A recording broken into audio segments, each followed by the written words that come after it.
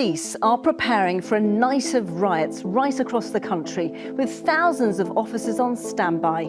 They say more than 100 far-right demonstrations have been planned. Anti-immigration rioters attack a hotel in Rotherham as the violence grows. If they catch us, they're gonna kill us. The crowd then set fire to this hotel. Asylum seekers and the staff feared for their lives. South Yorkshire police officers had been injured.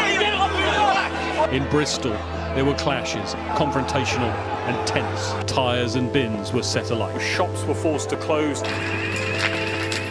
Its streets bearing the scars today.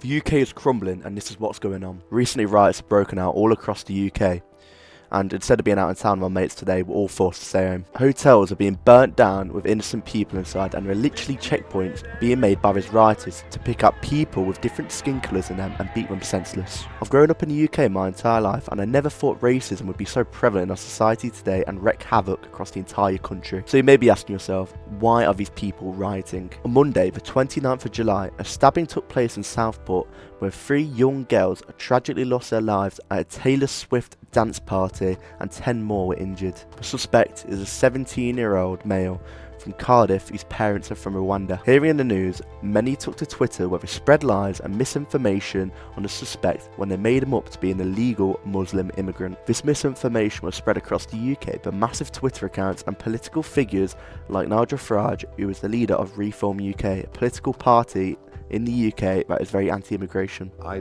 have to say there are 1 or 2 questions.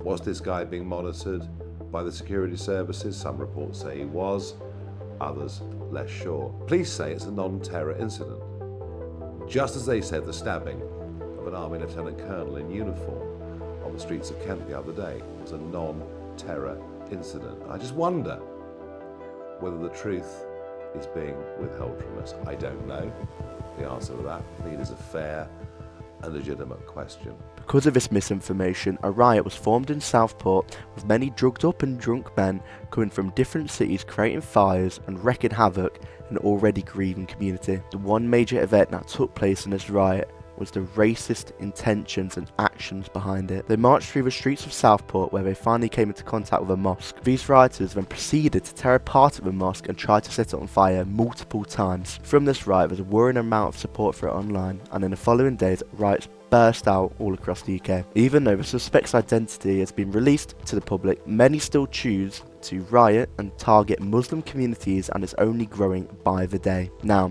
a major reason these riots have took place is due to Twitter. In the last month or so, people including myself has begun to realise that far-right extremism has been promoted more and more. It's impossible to get away from. Misinformation is also running riot across the app with no way to stop it. Not only has Elon Musk not addressed this, but he's been spreading his own misinformation and lies through his Twitter account. An example of this is in the Paris Olympics. There was a female boxing match between Algeria and Italy.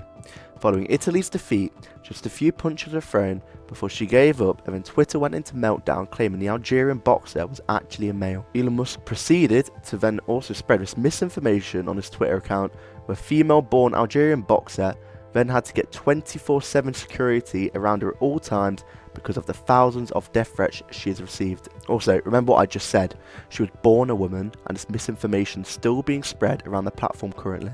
Even though it's scientifically proven, she is still a woman. This now leads into the UK riots, where he's repeatedly posted about the riots, almost taking a rioters' side and egging them on. Elon Musk has nearly 200 million followers on Twitter and is a huge worldwide figure, so anything he says can massively sway people's ideas towards certain things. A few examples of his tweets about UK riots begin with him quoting this tweet, which at this moment will only fuel the riots. He then has replied to a number of tweets talking about Britain turning into the Soviet Union and that civil war is inevitable in the UK, even though it's one of the furthest countries away from civil war in the world. I'll have those tweets on screen now so you can read through them. This has contributed to the 90 riots across the UK today, which is only predicted to have been 30. In result of these riots, Keir Starmer, the Prime Minister of the UK, has repeatedly said that rioters began extremely harsh sentences, which Elon Musk has gone on to say is guilty of 2-tier policing and has given him the nickname 2-tier Keir. This 2-tier policing refers to non-white people getting lighter sentences than white people.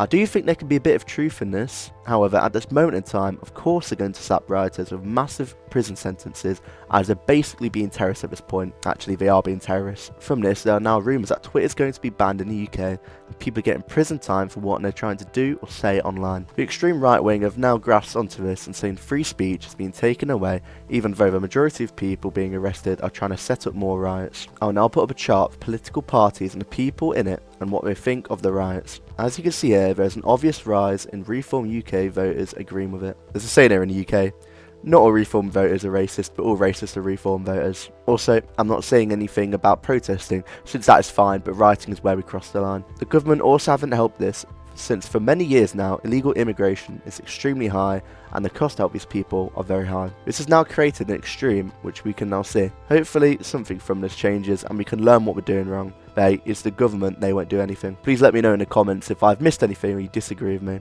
and comment so I can understand why. Everyone stay safe and stay away from city centres. Please like and subscribe in it.